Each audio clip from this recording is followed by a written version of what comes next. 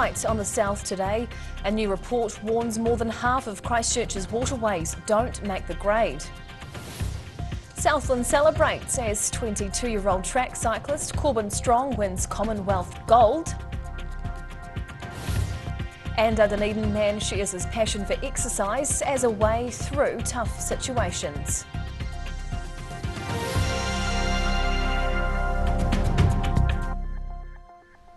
Kia ora, good evening, I'm Hannah Wilkins. A new report commissioned by the Christchurch City Council has found nearly half the region's waterways have poor water quality. But the Council's chief waterways ecologist says more work needs to be done before any improvements will be seen. It isn't all clear in Christchurch's water. Waterfowl and dog faeces, dissolved copper from car brake pads, and zinc from tyres and roofing are just some of the contaminants found washed into the waterways in recent times. Now a new report by the Christchurch City Council has found nearly half of the city's waterways still have poor water quality. The Council's principal waterways ecologist, Dr Belinda Margetts, says there's been little improvement in water quality since monitoring began in 2000. We've had a significant amount of development and earthquakes and a whole bunch of different things that have happened over that time, and where the situation hasn't got worse. The Council monitors 51 sites across the city each month. The report found overall that the city's water quality was not improving or declining over time. There's definitely work that we need to do as a community to keep improving those values. The Heathcote River catchment, which includes a number of industrial areas, still has some of the poorest water quality sites in Christchurch. Christchurch is quite unique because we are built on a swamp or a wetland, and so we have a significant proportion of waterways compared to other regions. But Margetts admits improving water quality was a slow process, with any changes taking time to flow through.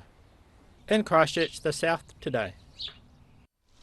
Dunedin surfers are concerned a decomposing whale could fuel a great white shark feeding frenzy, which would potentially last all summer, putting swimmers and surfers at risk. This dead humpback whale was discovered at a remote Ormemi beach near Warrington, north of Dunedin last month. It was initially hoped the large mammal might have washed back out to sea, but that hasn't happened. Now the South Coast Board Riders Association wants the rotting carcass towed out to sea or buried in the interests of public safety. The association believes the 9-metre-long whale could take 6 months to decompose, with fluids leaching into the ocean, attracting sharks to the area. The parents of Southland track cyclist Corbin Strong were delighted to watch their son claim his first Commonwealth gold medal early on Monday. The 22-year-old cyclist won the 15-kilometre scratch race after some clever racing by the Kiwi riders. The raised fist of Corbin Strong was confirmation for his dad, Alan Strong, to start the celebrations in Invercargill. His 22-year-old son winning his first Commonwealth Games gold medal in the 15-kilometre men's scratch race on Monday morning. Corbin Strong had the support of teammates George Jackson and Campbell Stewart, who combined to wear out some of the other teams earlier in the race. Strong lives with Stewart in Europe, his flatmate leading out the Southlander in a thrilling end to the 60-lap tactical race. To have that trust that I have such a strong teammate there that is willing to put his race on the line to help me, and it would be the same the other way around. So yeah, really happy to have George and Campbell out there helping me get this gold medal.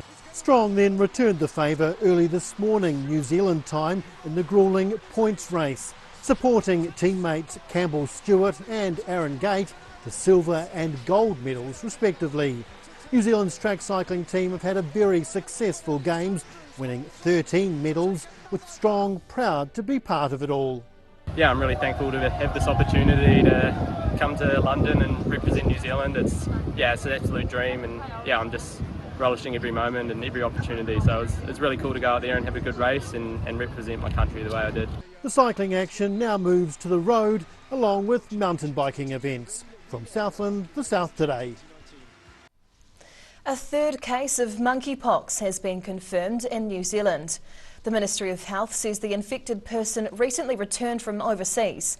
This afternoon, the Ministry confirmed the person is isolating in the South Island. ESR is currently validating the test results, which are expected to be completed tomorrow afternoon. Public health advice for those with monkeypox is to isolate at home until the scabs from lesions have fallen off.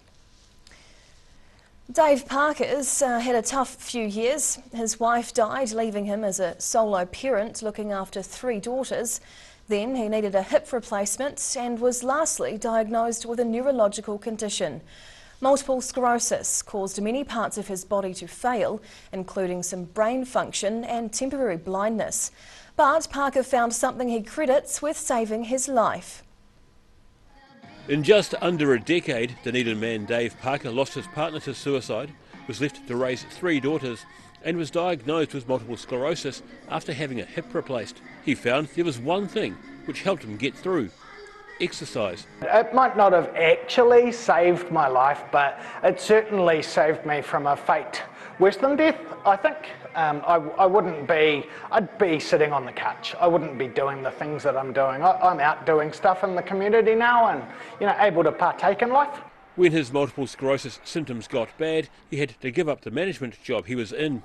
He was finding that exercise was reducing some of the effects of MS, so he began training as a personal trainer at Otago Polytech. He's now offering exercise plans to people who are struggling. I don't think that I've so far found an illness that you can have that is hindered and made worse by exercise.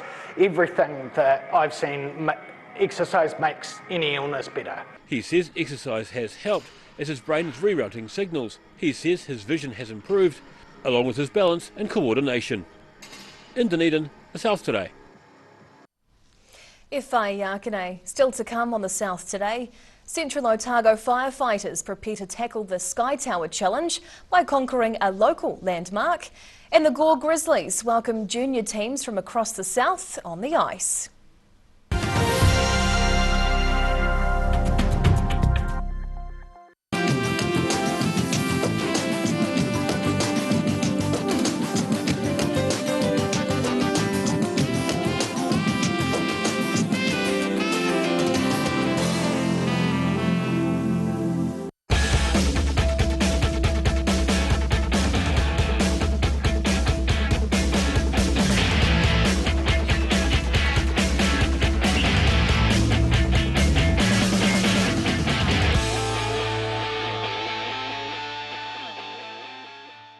A poorly maintained heat pump can lose up to 35% of its output. The Mr. Heat Pump Cleaner team are experts. Their specially developed chemical wash is totally biodegradable. Call Mr. Heat Pump Cleaner and get the job done by the professionals. Brace yourself for a chilly weekend at My Mate John's. His Price Freeze catalogue is out now, and it's chock full of red hot deals on rock bottom warehouse price furniture and beds with 36 months interest free to boot. No one has more choices and no one beats John on price. Plus he's got it in stock and ready to rock. Price Freeze. Where did you get that furniture from?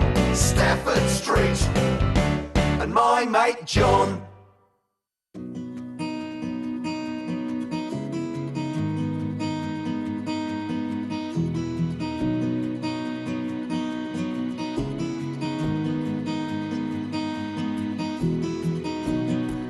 If you're at risk of developing melanoma skin cancer, you owe it to yourself to have a mole map. Mole Map is coming to your area. Phone today to make an appointment. It could save your life.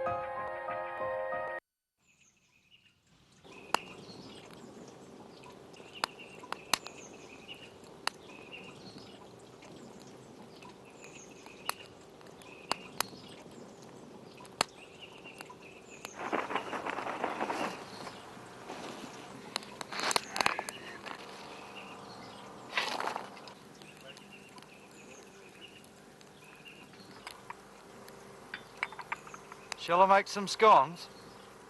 All new episodes of Put Some Colour in Your Life are now screening on Channel 39. Take a look at Australian artists and the techniques they use in their studio. Put some colour in your life. Tuesdays, 7:30.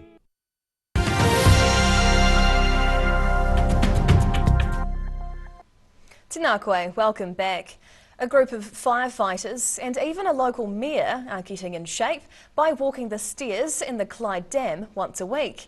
The team are preparing for the Sky Tower Challenge in Auckland, where firefighters have to climb more than 1,000 steps, raising money for charity. Getting into shape for this year's Sky Tower Challenge. This team of 3 firefighters from Clyde have teamed up with Central Otago District's Mayor Tim Cadogan for the event. And to help them get into shape, they've been allowed to use the stairs inside the Clyde Dam as they build up the stamina for Auckland's Sky Tower.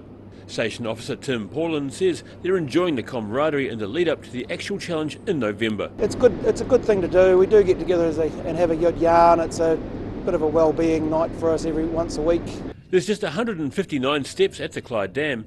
So to match the more than 1,000 steps of Sky Tower, the group need to climb them 8 times in a row. Some of the team have done the challenge before, and 4-time veteran Paulin admits it's a hard slog. The gear's heavy, but it's also extremely hot, and I don't have a great thermostat myself, so I struggle with the heat part by wearing all our fire protective gear, but yeah, we're getting used to it, sort of. The annual Sky Tower Challenge is a popular fundraiser for Leukemia and Blood Cancer New Zealand, with firefighters from across the country taking part. In Clyde, the South Today. Junior ice hockey teams from across the south converged on Gore over the weekend.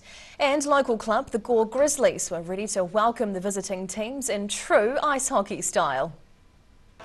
The Gore Junior Grizzlies ice hockey players welcoming friendly competition. One, two, three. With teams from Alexandra, Queenstown and Dunedin coming to town for the annual SBS Bank Ice Hockey Tournament. The Grizzlies are coached by Nick Blom, who says the competition's pretty fierce, with all teams fully committing on the ice, making for mixed fortunes for his team. Alex and Dunedin and Queenstown have come to Gore to play against us. It was quite cool. It's good competition. It was a close loss in the first 2 games and we just won the last game just now, so we're pretty happy. Players compete in the under 15 and under 12 age grades.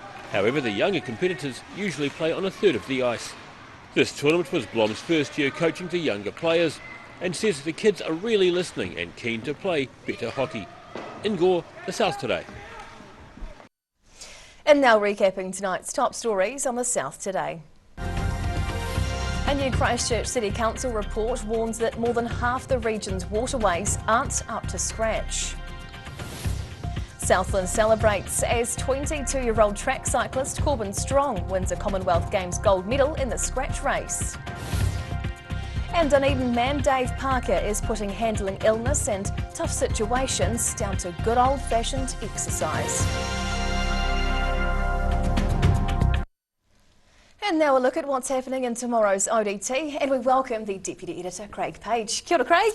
Good evening. What can we expect in your team's paper tomorrow? One word, monkeypox. It's an unfortunate term, isn't it? Isn't it? Yeah, so the South's upping its preparations for monkeypox after the first case in the South Island was identified today. It's only 3 cases in New Zealand at this stage, but yes, local clinicians now receiving training on how best to deal with it.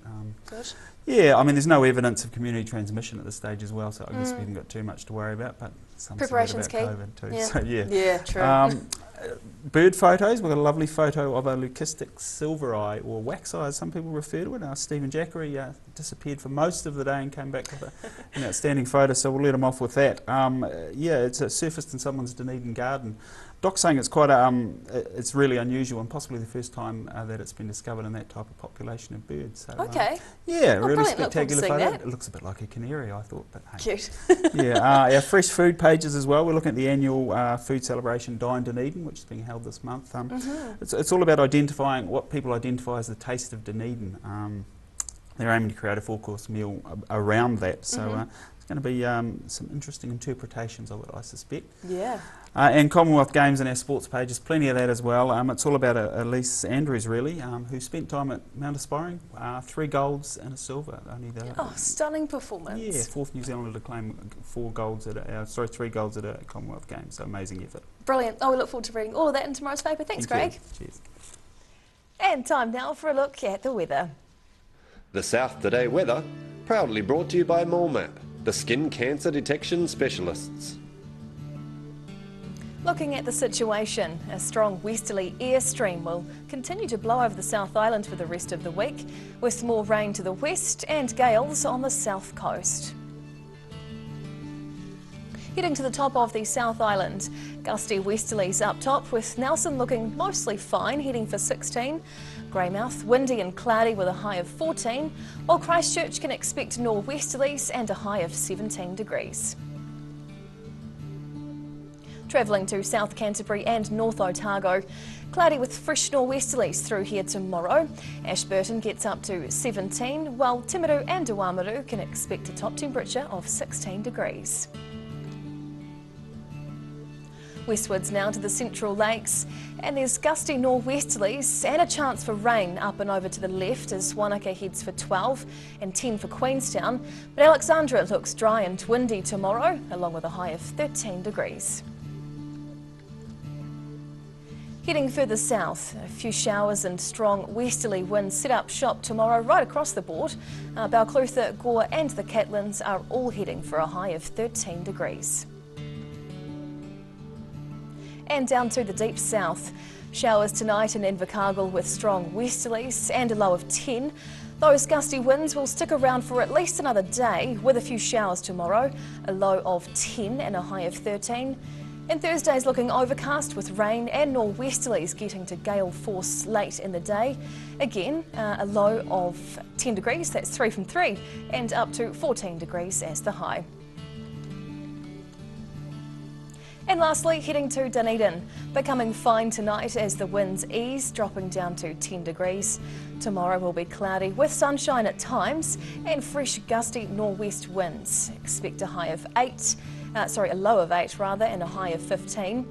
And then for Thursday, looking much the same with a nor'east change in the morning, down to 11 as the low with a high of 16 degrees.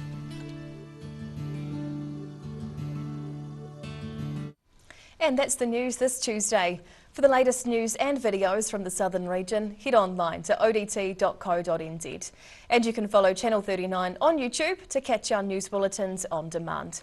We'll see you again tomorrow. Ka kite apopo.